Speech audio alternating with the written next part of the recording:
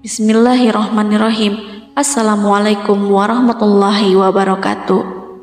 Sahabat yang dirahmati Allah, malaikat merupakan makhluk ciptaan Allah yang tidak terlihat oleh manusia dan selalu taat pada perintahnya. Mereka memiliki tugas masing-masing. Salah satunya adalah malaikat yang kita kenal yang bertugas sebagai penyampai wahyu adalah malaikat Jibril. Malaikat Jibril juga dikenal sebagai Ruhul Amin. Dia adalah malaikat yang bertugas menyampaikan wahyu dari Allah kepada para nabi, termasuk Nabi Muhammad Shallallahu Alaihi Wasallam. Ada yang penasaran bagaimana wujud asli malaikat ini? Rasulullah pernah melihatnya. Hal ini sesuai dengan firman Allah Subhanahu wa Ta'ala. Dan sesungguhnya Muhammad itu melihat Jibril di ufuk yang terang. Al-Quran Surat At-Takwir ayat 23. Bahkan para sahabat pun dibuat pingsan oleh wujud malaikat Jibril. Lalu ada apa dengan wujud malaikat tersebut? Namun sebelum lanjut, mohon tonton video ini sampai selesai agar tidak ada kesalahpahaman. Jangan lupa klik subscribe, like, serta komen untuk mendukung channel ini agar terus menyiarkan syiar Islam. Rasulullah Shallallahu Alaihi Wasallam pertama kali didatangi malaikat Jibril di Gua Hiro saat beliau menerima wahyu. Nabi Muhammad kembali ke Mekah dan merasakan bahwa seluruh alam seolah berbicara kepada beliau sambil mengucapkan selamat karena telah dipilih menjadi nabi terakhir. Sesampainya di rumah, Rasulullah gemetar dan meminta diselimuti oleh istrinya Khadijah. Melihat itu, Khadijah tidak tinggal diam. Khadijah pun membawa suaminya menemui Waraqah untuk mengetahui peristiwa yang dialami oleh Rasulullah. Waraqah yang mengatakan bahwa makhluk yang ditemui oleh Rasulullah adalah malaikat Jibril, dan beliau adalah nabi yang ditunggu-tunggu. Ucapan Waraqah ini berdasarkan membaca kitab-kitab. Setelah mengetahui bahwa suaminya adalah seorang nabi, Khadijah pun turut mendukung dakwah yang dilakukan oleh suaminya. Sebagai malaikat yang bertugas menyampaikan wahyu, malaikat Jibril tentunya sering bertemu dengan Nabi Muhammad. Malaikat Jibril selain bertugas menyampaikan wahyu, dia juga diciptakan dengan penuh kemuliaan dan kekuatan. Hal ini sesuai dengan firman Allah Subhanahu wa Ta'ala. Sesungguhnya Al-Quran itu benar-benar firman Allah yang dibawa oleh utusan yang mulia, yang mempunyai kekuatan, yang mempunyai kedudukan tinggi di sisi Allah, yang mempunyai arsy, yang ditaati di sana, di alam malaikat lagi dipercaya. Quran Surat At-Takwir ayat 19-21. Mengenai nama malaikat Jibril diriwayatkan oleh Ibnu Jarir dan Abu Asaih dari Ali bin Husain bahwa nama Jibril adalah Abdullah dan tambahan il. Menurut hadis yang diriwayatkan Ibnu Jarir dari Ibnu Abbas menunjukkan 4 yang menyembah Allah. Dalam menjalankan tugasnya, malaikat Jibril kerap bertemu Nabi Muhammad Shallallahu Alaihi Wasallam, namun tidak dalam wujud aslinya, tetapi dalam wujud manusia. Hanya 2 kali Nabi Muhammad Shallallahu Alaihi Wasallam melihat wujud asli malaikat tersebut. Lalu, kapan pertama kali beliau memintanya menampakkan diri? Nabi Muhammad berusia 40 tahun. Saat itu diturunkan wahyu kedua, yaitu, "Hai orang yang berkemul, bangunlah, lalu berilah peringatan dan Tuhanmu agungkanlah, dan pakaianmu bersihkanlah, dan perbuatan dosa tinggalkanlah." Quran Surat Al-Mudaththir ayat 1-5. Dalam kitab Sahih Bukhari, saat itu malaikat Jibril sedang terlihat duduk di atas kursi antara langit dan bumi dan terus mendekati Rasulullah. Dalam kitab tafsir disebutkan bahwa Jibril menampakkan diri dengan tinggi yang melewati batas penglihatan. Rasulullah Shallallahu Alaihi Wasallam pun berdialog dengan malaikat Jibril. Ternyata Jibril memiliki 600 sayap. Hal ini sesuai dengan hadis Nabi dari Ibnu Mas'ud radhiyallahu anhu. Muhammad Shallallahu Alaihi Wasallam melihat Jibril dalam wujud aslinya. Ia memiliki 600 sayap yang menutupi langit. Hadis riwayat An-Nasa'i. Rasulullah tidak mengira bahwa Allah Subhanahu wa Ta'ala menciptakan makhluk yang sangat besar seperti malaikat Jibril. Sayap yang dimilikinya memiliki ukuran seluas antara timur dan barat. Besarnya malaikat ini digambarkan dalam hadis Rasulullah. Itulah Jibril yang tidak pernah kulihat ia dalam aslinya, kecuali pada 2 kesempatan itu saja. Aku melihatnya turun dari langit, di mana tubuhnya yang besar memenuhi ruang antara langit dan bumi. Hadis riwayat Muslim. Saat bertemu Nabi dalam wujud yang asli, malaikat Jibril memakai baju kebesarannya, yaitu putih seperti mutiara yang larut. Dia memiliki rupa yang elok dan rupawan.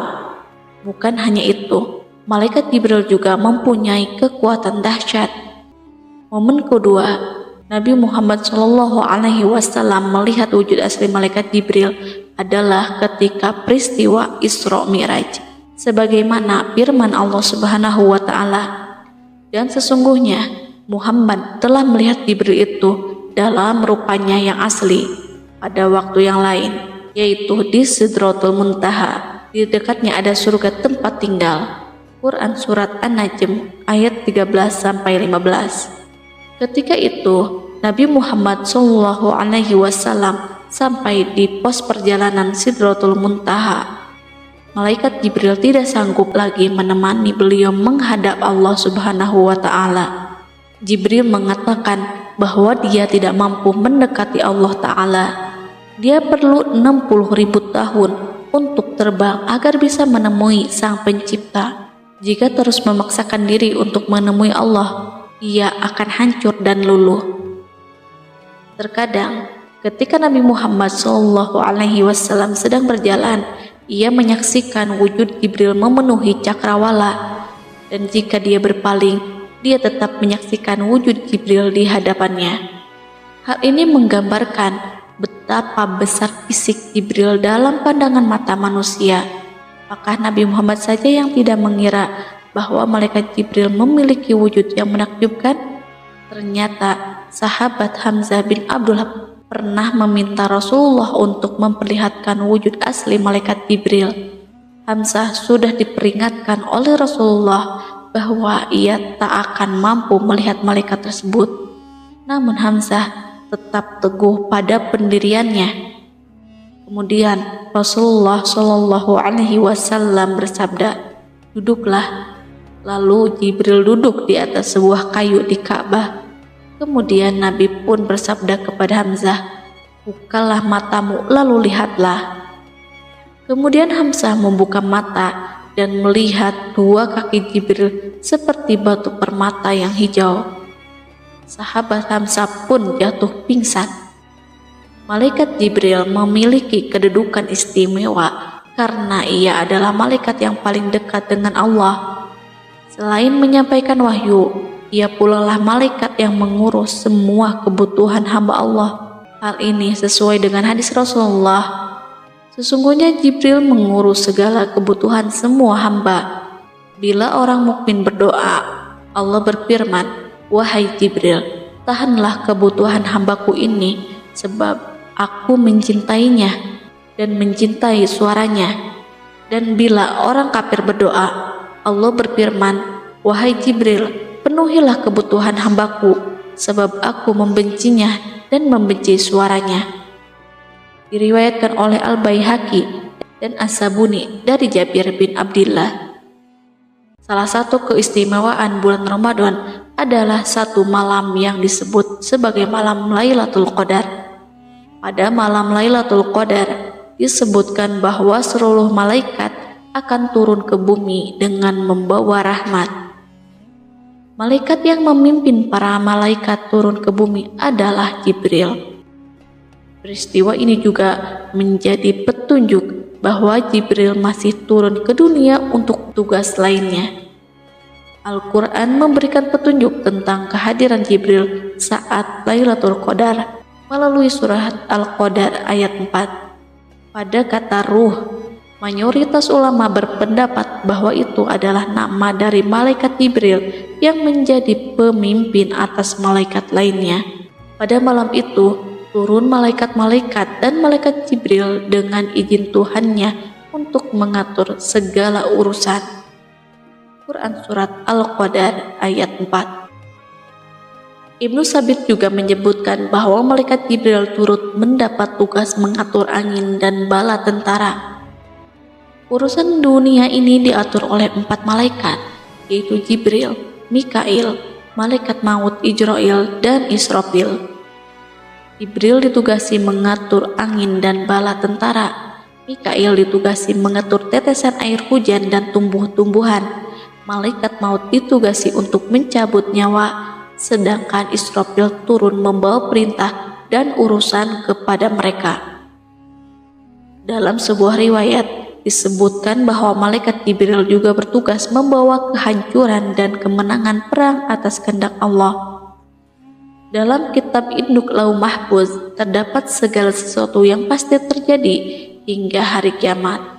Ada 3 malaikat yang ditugasi untuk menjaganya.